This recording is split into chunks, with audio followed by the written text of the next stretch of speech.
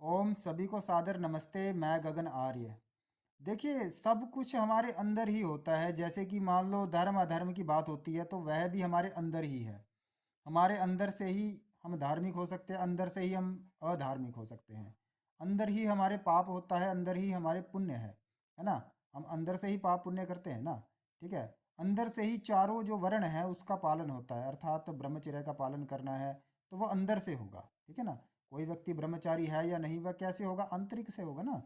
मतलब मानसिक रूप से ही ब्रह्मचर्य का पालन होता है, शारीरिक रूप से तो होता नहीं है।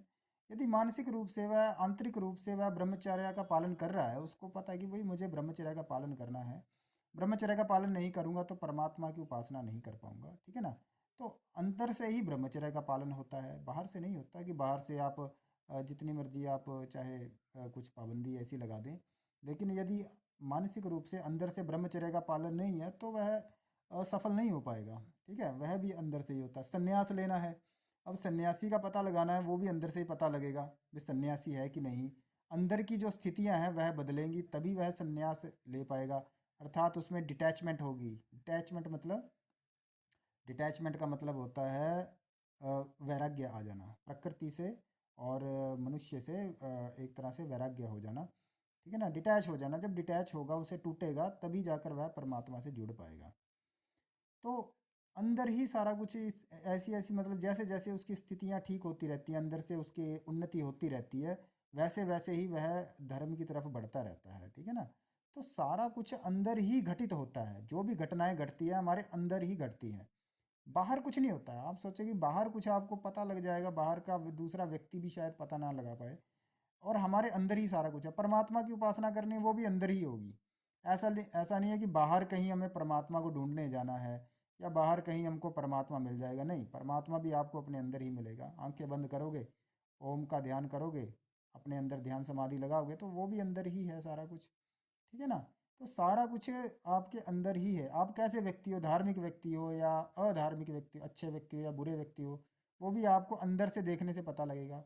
बाहर से चाहे आपने जितने मर्जी अच्छे कपड़े डाले हो या बहुत अच्छा आपने पहनावा डाल लिया हो, ठीक है ना, आप खूबसूरत बन चुके हो, तब भी आपको स्वीकार नहीं किया जाएगा, आपको अंदर से ही देखा जाएगा। मित्रता जो है वो उसी के आपको अंदर से देख कर ही की जाएगी कि आप अंदर से कैसे हो, तभी आपसे मित्रता की जाएगी। तो आपके अंदर ही मतलब सब कुछ है। ज़्यादातर जो धर्म की, आध्यात्म की जो घटनाएं घटती हैं वो अंदर से ही घटती हैं। ठीक है ना। अंदर जैसे जैसे घटनाएं घटती रहेंगी वैसे वैसे आप ब्राह्मण, यदि ब्राह्मण बनना है किसी को, तो वह अंदर से ही पता चलेगा भी वो अंदर से कैसा है। ठीक है ना। अंदर उसके विद्या कैसी है, धार्मिकता कैसी है, अंदर के गुण कैसे हैं जिससे वह ब्राह्मण बन पाए। ठीक है। अंदर से ही क्षत्रिय बन पाएगा। क्षत्रियत्व के जो गुण हैं अंदर, यदि उसके अंदर वीरता है और उसके अंदर ऐसे गुण हैं, वह क्षत्रिय बन सके तभी अंदर से बन पाएगा। ठीक है ना। और परमात्मा ने सभी को अंदर से अलग अलग बनाया है। ठीक है ना। सभी को अलग अलग बनाया है, एक जैसा बनाया नहीं, क्योंकि परमात्मा यही चाहता है कि उसको सब तरह के लोग चाहिए ना, काम करने वाले। किसान भी चाहिए, डॉक्टर भी चाहिए, इंजीनियर भी चाहिए, ठीक है, आयुर्वेदाचार्य भी चाहिए, सब तरह के लोग चाहिए।